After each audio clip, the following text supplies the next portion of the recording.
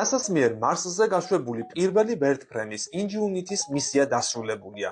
ის წითელი პლანეტის საში ვეღარ აფრინდება, რადგან 18 იანვარს შესრულებული ბოლო 78 ფრენისას მისი სულ მცირე ერთი როტორი დაზიანდა. მისიის დასრულების შესახებ NASA-ს ხელმძღვანელმა ბილ ნენსონმა განაცხადა. დიდი მწუხარების მიუხედავად მიწევს, რომ გამოგიცხადოთ, მარსზე მყოფი შეუმფრენი ინჯიუნიტი წითელ პლანეტაზე ვეღარ იფრენს. მისი ბოლო ფრენა ფრთის დაზიანებით დასრულდა. აი, ასე გამოიყურება ის დეტალი, რომელიც ზედაპირზე დაშვებისას დაზიანდა. ეს როტორია. ამის ბრუნვის წყალობით ახერხებდა ჩვენი საფრენი აპარატი მარსის ზეცაში აფრენას.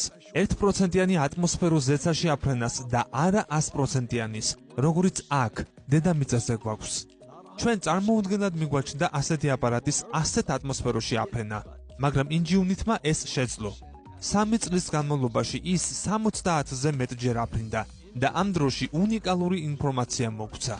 ახლა ის მარსის როვერის ზედამხედველად დარჩება. მას საბოლოოდ არ ვემშვიდობებით. თუმცა ეს მისია დასრულებულია. სპეციალისტები მომხდარს ჯერ კიდევ აანალიზებენ, მაგრამ ვარაუდობენ, რომ ეს იმ შედარებით მოსწორებულ არეალს უკავშირდება, სადაც ბოლო დროს აპარატი ფუნქციონირებდა. საქმე ისაა, რომ ის სანავიგაციოდ კლდოვან წარმონაქმნებს იყენებდა. მათ გარეშე კი ჯერ კიდევ 2024 წლის 6 იანვარს, ბოლო წინა ფრენისას მარსის ზედაპირზე დაშვება გაუჭირდა. მსგავსი რამ უნდა მომხდარიყო ახლაც. თუმცა ამჯერად დედამიწის მეზობელ ციურ სხეულზე ოდნავ გვერდულად დაჯდომისას მისი მინიმუმ ერთი როტორი გრუნტში გაიჭედა და დაზიანდა. ამაზე NASA-ს მიერ მოპოვებული ახალი კადრიც მოწმობს, რომელზეც ინჯიუნიტის ამ დაზიანებული ნაწილის ჩრდილს ვხედავთ. ზუსტად რა მოხდა უცნობია, რადგან დაშვების მომენტში ვერტმფრენთან კავშირი დროებით გაწყდა. ამიტომ ამ პერიოდის შესახებ მონაცემები არ გვაქვს.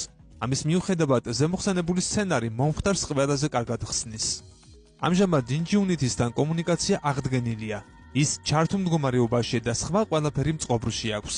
თუმცა მისი მთავარი მისიის ფრენის შესრულებას ვეღარ შეძლებს. მასზე სამეცნიერო ხელსაწყოები არაა დამონტაჟებული, ანუ მარსს არ იკვლევს.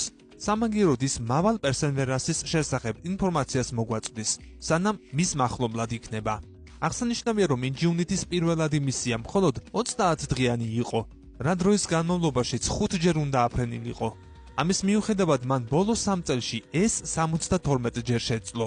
ის პირველი და ჯერჯერობით უკანასკნელი მსგავსი აპარატია, რომელსაც მარსის ცაზე უფრენია. გამოიწერეთ ჩვენი YouTube არხი. ლინკი ჩაშენებულია მთავარ გვერდზე YouTube-ის სიმბოლო აიკონში. ნახე ეს ვიდეო სრულად და უყურე ახალ რელიზებს. დაგვიჭირე მხარი.